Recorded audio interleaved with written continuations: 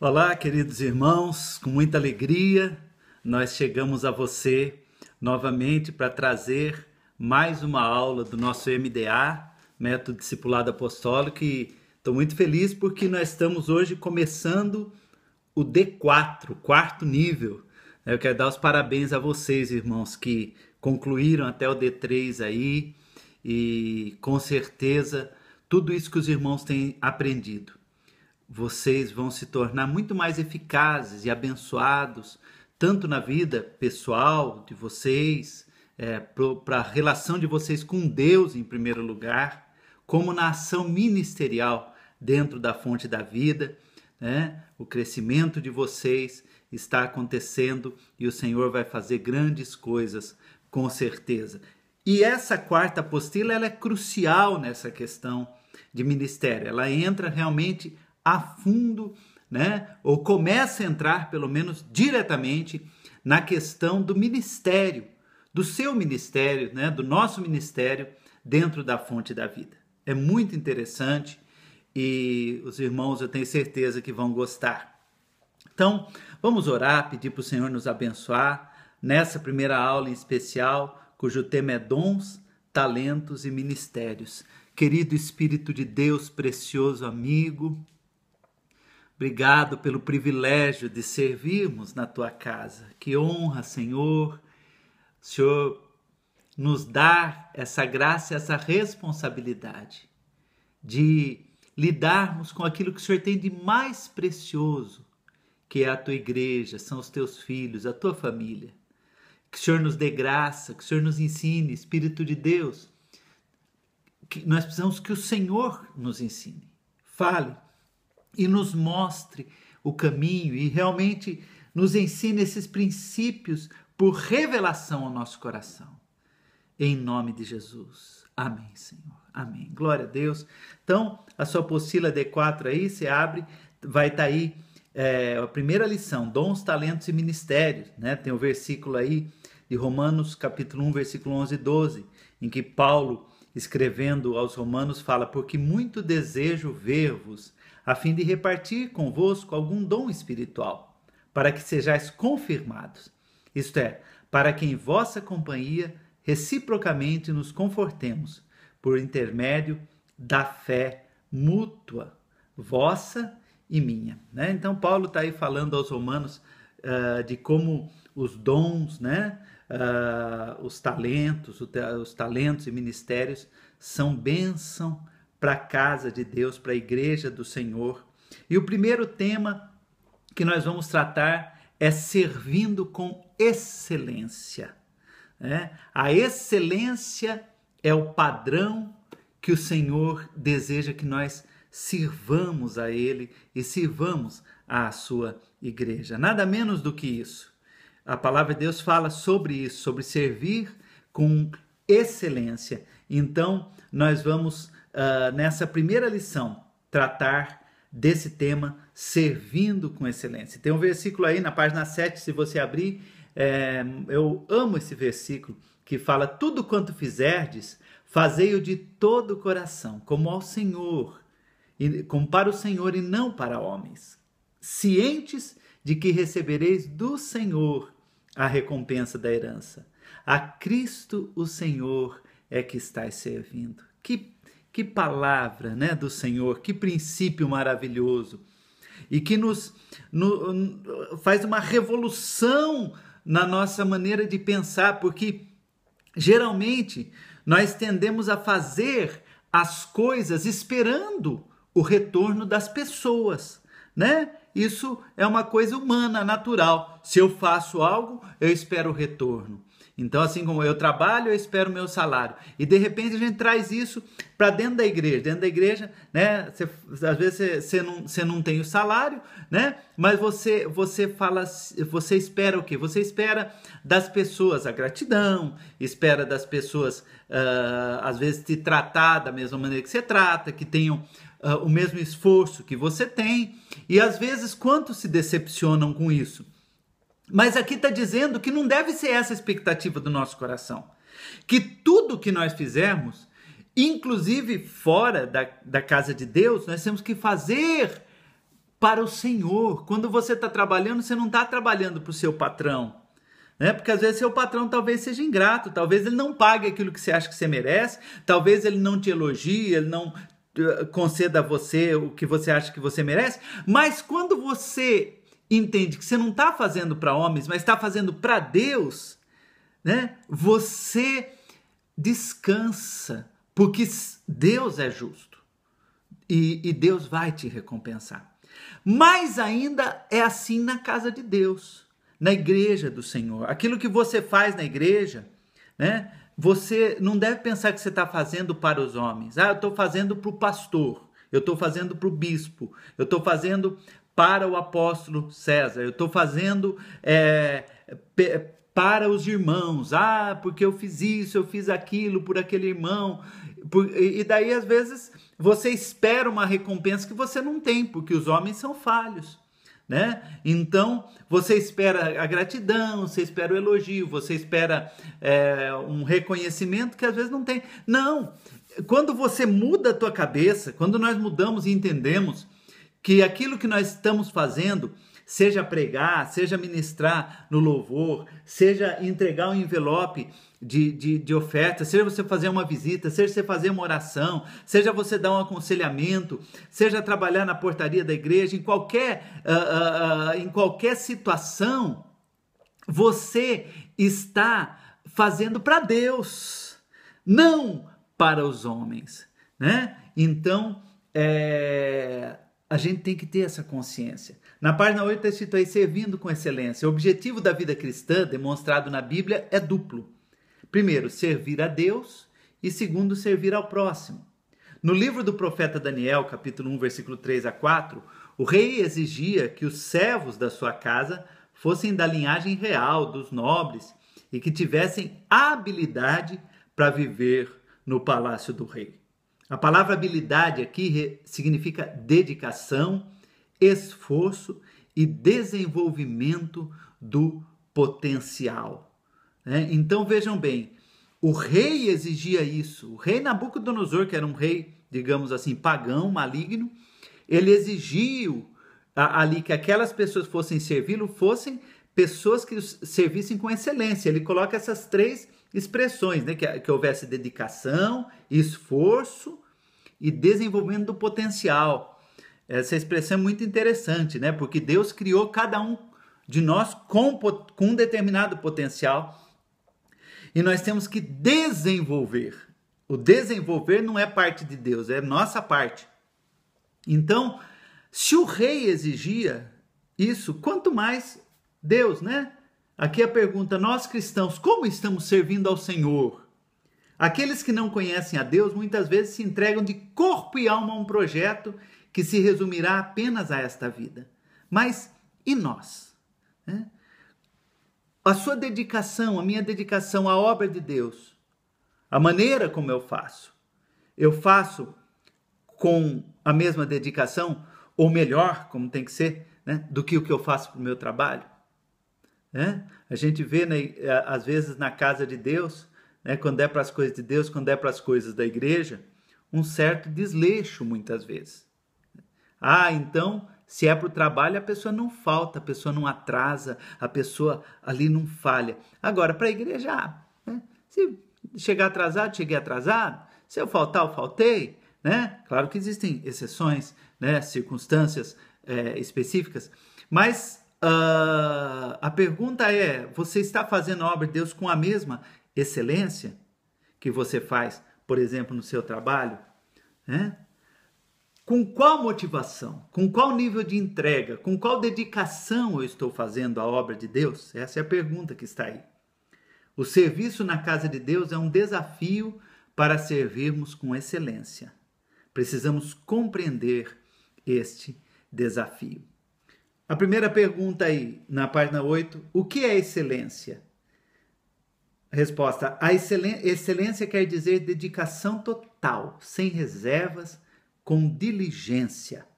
Devemos procurar servir a Deus e aos irmãos com o melhor que pudermos oferecer. 2. Excelência quer dizer disciplina em todas as coisas. Não podemos ser dedicados se antes não formos disciplinados. Eu falo sempre, né, para as pessoas, tem muita gente que quer fazer a obra, quer servir a Deus conforme sentir. Ah, mas eu tenho que sentir. Se eu não sentir, eu não oro. Né? Quando eu sinto, eu oro. Quando eu sinto, eu jejuo. Quando eu sinto, eu vou na igreja. Se eu não sentir, então eu não vou. E a minha pergunta é assim que você age com o seu trabalho? Com o seu estudo? Você vai trabalhar, você, né, quando o seu patrão te contrata lá, e você fala assim para ele, olha, só que é o seguinte, eu venho trabalhar quando eu sentir. Se algum dia eu não sentir vontade, eu não venho, tá bom assim? Você acha que algum patrão algum chefe vai contratar você com uma atitude dessa? E às vezes a pessoa tem essa atitude com Deus, né? Não, eu não leio a Bíblia porque eu não sinto vontade, não adianta fazer se eu não sentir. Então, tem que haver disciplina. Tem dias que a gente sente, tem dias que a gente não sente, a gente é carnal, tem dia que a nossa carne, o nosso corpo, as nossas vontades, elas não estão, às vezes, alinhadas, tão submissas ali, tão, né, consagradas. Daí é a hora de entrar disciplina. Né? De você se disciplinar e falar, não, eu vou fazer pela minha disciplina, pela minha obediência. Terceiro, excelência é estabelecer alvos específicos a curto, médio e longo prazo para o nosso próprio crescimento. É importante isso, irmãos. Né? Por isso que a Fonte da Vida tem, por exemplo, a campanha Projetando. Agora, né, todo final de ano temos Projetando 2016, vai vir agora, depois 2017, enfim, né? É justamente por essa visão, para você entrar num ano com alvo, com propósitos. A pessoa que não sabe que para onde vai, qualquer caminho serve, né? Como se diz. Então, se a pessoa não tiver propósito, às vezes ela vai fazer e não vai alcançar alvo nenhum. Servir com excelência é estabelecer alvos. Excelência, na página 9 aí, ponto 4, excelência é ser constante e permanecer firme mesmo diante da dificuldade, né? É a perseverança. A obra de Deus, irmãos, não é só prazer. Tem momentos, né, que é sacrifício. Na hora do sacrifício, na hora da batalha, né, é você permanecer firme. Como falamos, né? Fazer pela disciplina. Em ponto 5, excelência quer dizer aprimorar nossos dons, talentos e ministérios para a glória de Deus. Como falamos já, Deus nos dá potencial. Nós nascemos com potenciais. E quando somos batizados no Espírito, por exemplo, nós recebemos dons como potencial. Quando nos convertemos. Agora, aquele potencial, aquele dom, aquela habilidade, seja ela natural, seja ela que tenha vindo no seu nascimento, ou que Deus tenha dado no transcorrer da sua vida, você deve aprimorar, desenvolver. Se for preciso, estudar sobre aquilo, fazer curso, exercitar aquilo ali, não é verdade? Para poder desenvolver o seu talento. É como está lá em Mateus capítulo 25, aí cita alguns versículos, né? O versículo 14, aquela parábola em que Jesus conta que um senhor, falando aí, né, a figura de Deus, entregou a 3 servos, ele confiou talentos, a um mais, outro menos, mas diz que 2 desses servos pegaram aqueles talentos que haviam recebido e eles investiram, desenvolveram, né? E eles ouviram do Senhor a palavra de aprovação. Eu creio que é isso que está até escrito aí, né? Está falando no versículo 14, né? Citando essa parábola, um homem que, ausentando-se do país, chamou seus servos, lhe confiou seus bens. No versículo, versículo 25, fala daquele homem que ele fala assim, eu receoso, eu escondi na terra o teu talento. Aqui tens o que é teu. O terceiro daqueles 3 homens que pegou o talento que recebeu um só, pegou e escondeu na terra, né? Guardou. E quando o Senhor veio cobrar dele o talento, né? Veio, ó, o que você fez com o talento que eu te dei? Ele pegou aquele talento, né? E foi mostrar, olha, eu guardei, porque eu fiquei com medo de perder, tá? Então eu guardei, tá aqui. E daí diz que o Senhor o repreendeu ali, né? Deu uma repreensão muito séria ali a ele, porque ele não desenvolveu aquele talento. Então, os dons que Deus dá, as habilidades, em todas as áreas, as capacidades, todos nós temos, são para serem desenvolvidas. Amém? Daniel tinha aí, diz aí na página 9, né? Daniel tinha sobre si um espírito excelente e servia em sua geração com excelência. Deus nos chama a sermos perfeitos. O padrão de Deus é perfeição. Gênesis 17:1, Deus falou para Abraão, tá o texto aí, né? Anda em minha presença e sê perfeito. Provérbios, tá aí o texto também, capítulo 11, versículo 20, fala, abomináveis para o Senhor são os perversos de coração, mas os que andam em integridade são o seu prazer.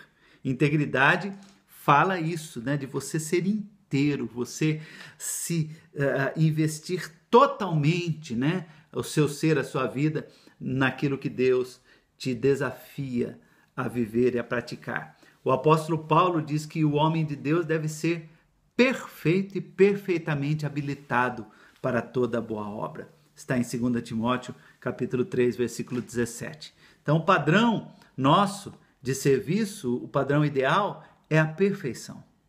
Não que nós sejamos. O próprio apóstolo Paulo fala, não que eu seja perfeito. Você fala talvez, mas eu nunca vou alcançar.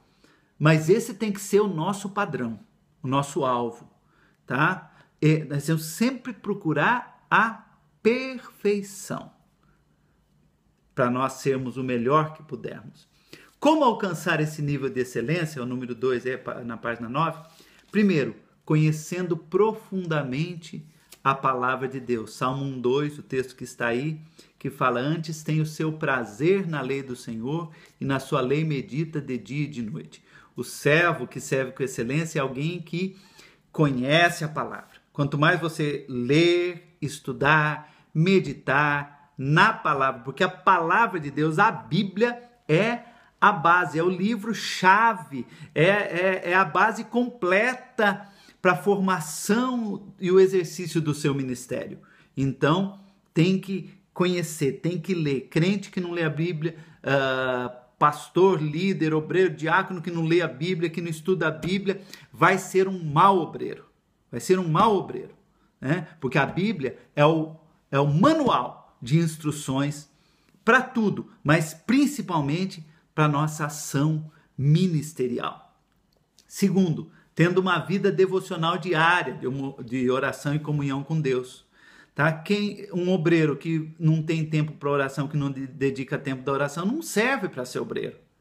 Porque é na oração, o tempo que nós gastamos em oração, ali na presença de Deus, né? aquele tempo que você reserva especificamente para orar, para ler a palavra, para ouvir a voz de Deus, é ali que Deus vai trabalhar em você, ali é que você vai ter a comunhão com o Espírito Santo, para você receber a unção, receber a capacitação para exercer o ministério. Se a pessoa falar, mas eu quero trabalhar na igreja, mas eu não tenho tempo para orar, não pode trabalhar na igreja, não pode servir a Deus, é impossível. O próprio Jesus, gente, a gente vê, Jesus, ele era o Filho de Deus, né? Ele veio da glória, ele tinha todo o potencial e a capacidade ministerial, mas quantas vezes você lê na palavra que ele gastava tempo na presença do Pai em oração? Quantas vezes fala? Dezenas, né? Passava noites em oração, passava horas em oração, né? Terceiro, esmerando-se em fazer o máximo, o melhor que podemos e conseguimos para Deus. É haver, né, aquele esforço e esmero para se fazer o máximo que pudermos. É claro que nós temos nossos limites, não é verdade? E o Espírito de Deus vai mostrar para você os seus limites. Nós temos tem que ter hora de trabalho, tem que ter tempo para a família, tem que ter tempo para o trabalho da igreja, tem que, né? E você tem direito a tempo até para o seu lazer, mas o Espírito Santo é tão maravilhoso que quando nós ouvimos a voz dele, ele administra o nosso tempo de maneira a que nós façamos tudo. Ninguém pode dizer, eu trabalho tanto que eu não tenho tempo para o ministério. Então tá bagunçada a sua vida. Então alguma coisa está errado, porque Deus não te criou só para você trabalhar e nem servir a obra de Deus um pouco. Não, tá errado, tá? Por outro lado, né, você menosprezar o seu trabalho, de repente você ser omisso no trabalho. Porque eu estou na obra de Deus, eu estou na igreja, é a prioridade. De repente a pessoa que usar a expressão, se enfia na obra de Deus, né? Na obra da igreja, e é negligente, essa é a palavra que eu queria usar, negligente no trabalho, né? Falta, atrasa, eu atrasei, eu faltei, meu patrão tem que entender porque eu estava na igreja. Isso é um erro, é uma falha. Então, mas o Espírito Santo nos leva nesse equilíbrio. Quarto, aí do ponto 2, decidindo vencer a natureza humana carnal, que é medíocre. Então, aqueles momentos em que eu tenho que sacrificar, como eu falei, a nossa carne. O jejum, por exemplo, é um instrumento para isso, né? Para sacrificar a carne. 3, o que produz o servir com excelência? Primeiro, atende de modo eficaz às necessidades da igreja e as minhas, né? Então, quando eu sirvo com excelência, quando eu estou fazendo com excelência, a igreja é abençoada. E eu também, né? Minha família é abençoada. Segundo, livra-nos de perder o que conquistamos, tá? Quando você faz bem feitinho, quando você faz com excelência, você não perde aquilo que você conquistou. Terceiro, faz com que o mundo veja a luz de Deus em nós e glorifique a Deus. Mateus 5,16.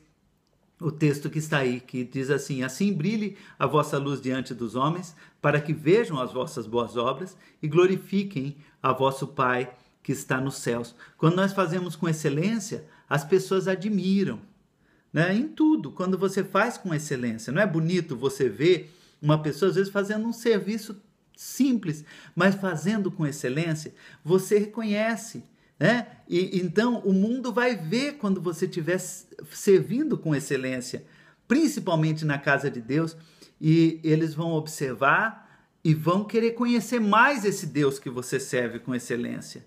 É testemunho. E por último, agrada o coração de Deus, o ponto 4 aí, né? O servir com excelência. É o último, pelo menos nessa página, ainda não virá uma página, que diz, agrada o coração de Deus. Texto aí que está, Mateus capítulo 5, versículo 48. Vamos ler lá, Mateus capítulo 5, versículo 48. Diz assim: portanto, sede vós perfeitos, como perfeito é o vosso Pai Celeste. Jesus está dizendo aí sobre esse padrão de perfeição, né? Quando Deus é perfeito. Quando eu busco essa perfeição, eu vou estar procurando ser como o Pai e vai agradar o Pai, né? Ainda que eu não alcance, mas o Pai vai ver que eu estou buscando, que eu estou procurando fazer o melhor, né? E isso vai agradá-lo.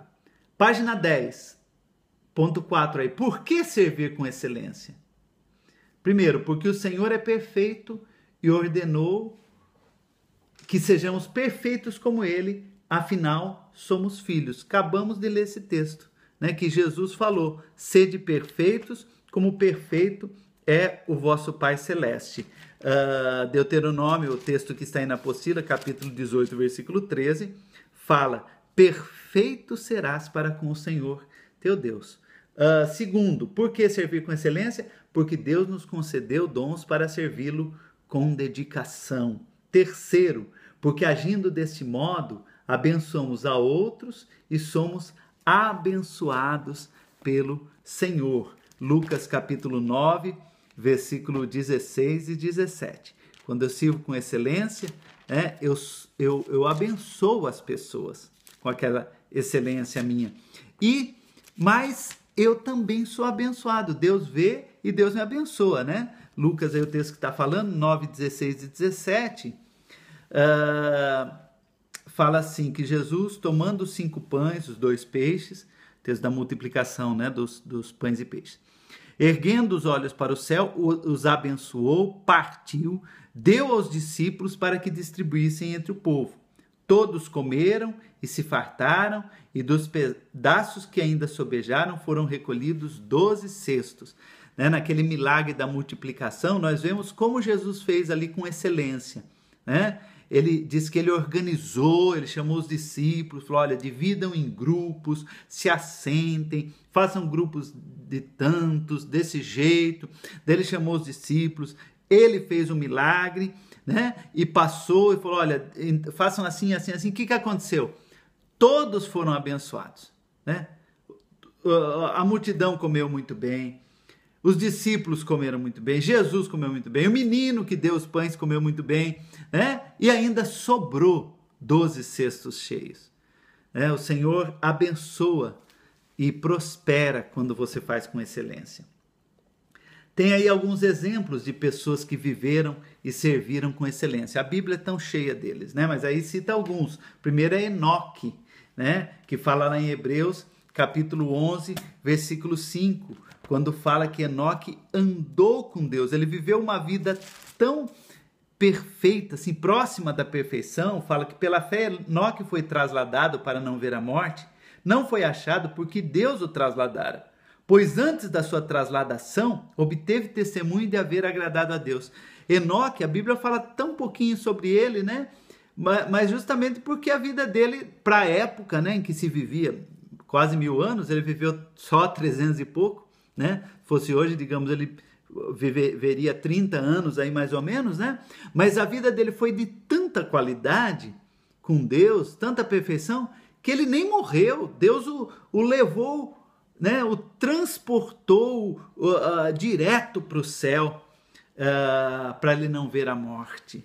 Outro, Abraão, né? Hebreus 11:8, que está aí o texto, fala, pela fé, Abraão, quando chamado, obedeceu, partindo para uma terra que haveria de receber por herança, e partiu sem saber para onde iria.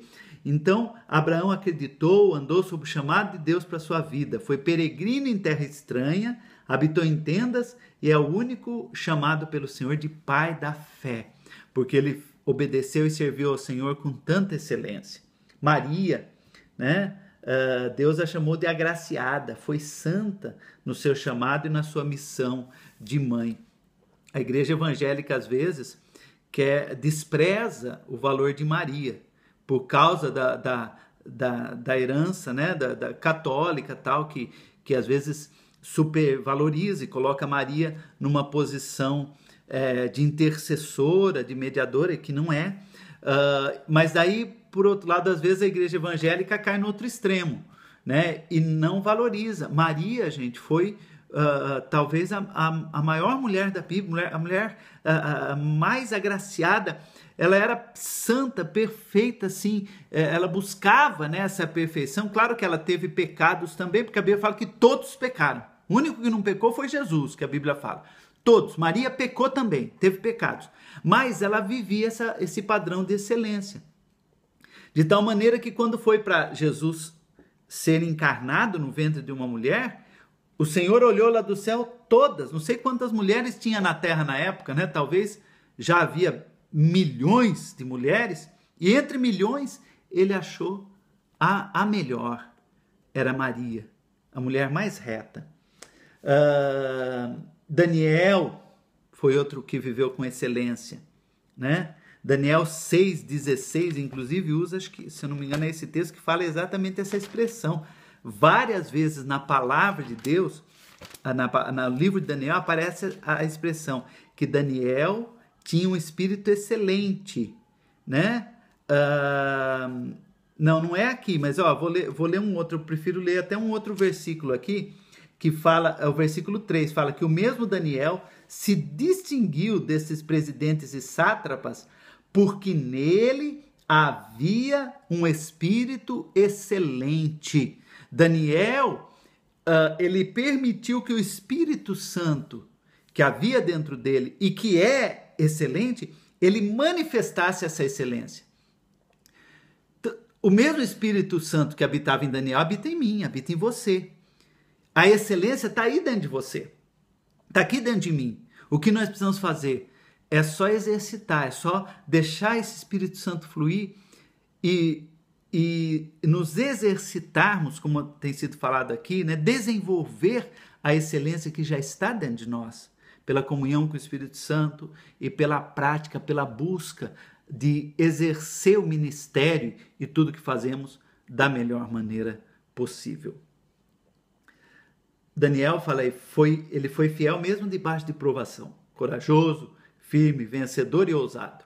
Ele venceu suas limitações. Daniel possui algumas características que todos aqueles que desejam viver com excelência precisam ter em suas vidas. Vejamos quais são. Vai falar aí, né? Primeira característica que Daniel mostrava que ele tinha excelência. Ele não se contaminou com os manjares do rei, nem bebeu do seu vinho, como está em Daniel capítulo 1, versículo 8. Ele tomou aquela decisão. Então, a pessoa que quer viver com excelência, ela tem que ser radical e fazer uma separação entre aquilo que é impuro, que não é de Deus, e aquilo que é do Senhor. O que é impuro, você colocar de lado. Foi o que Daniel fez.